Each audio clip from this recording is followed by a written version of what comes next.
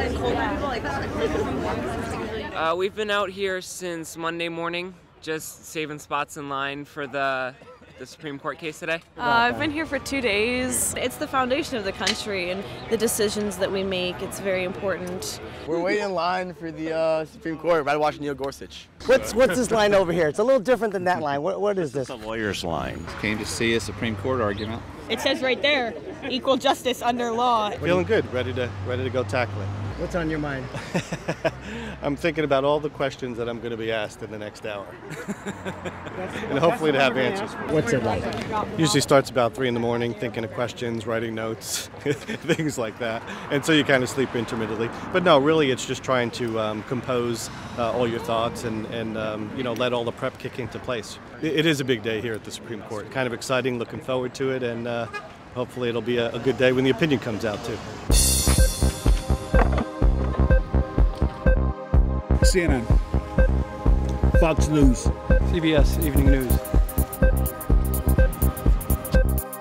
We're just going to use your answer, and we want to use it when you're good. a little more.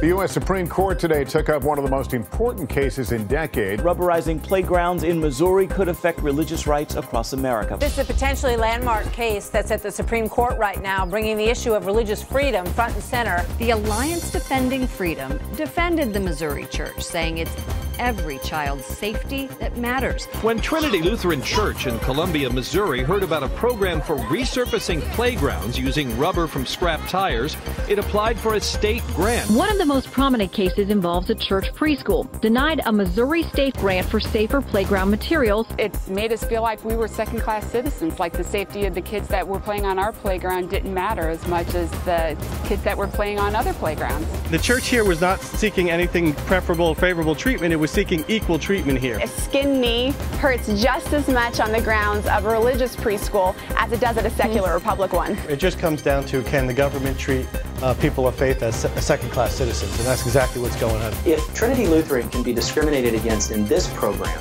then it would be just as easy for the state to say, well, we're not going to send the fire department out to the mosque that's burning down, or we're not going to send the police department out to the synagogue that's broken into. I think it was a good day in the court. There were a lot of great questions by all the justices.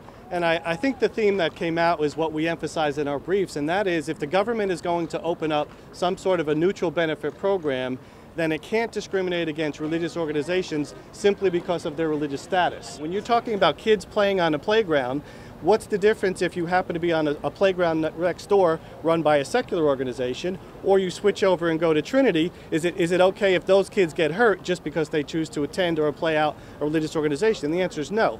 A kid is a kid. Playground time for a child is about play. There's a lot of the justices there today that seem particularly concerned about the fact that the discrimination context here was health and safety. We aren't asking for special treatment. We are just asking not to be treated worse than everyone else.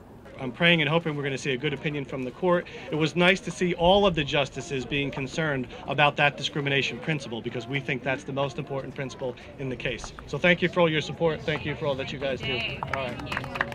It's a great day for religious freedom because we think a majority of the court agreed with us by saying that it's not permissible to discriminate against religious people or religious organizations solely because of that religious status. And that's such an important principle because it applies across the board. We trust and pray that the Supreme Court will consider that carefully and rule in favor of the safety of children everywhere. Thank you.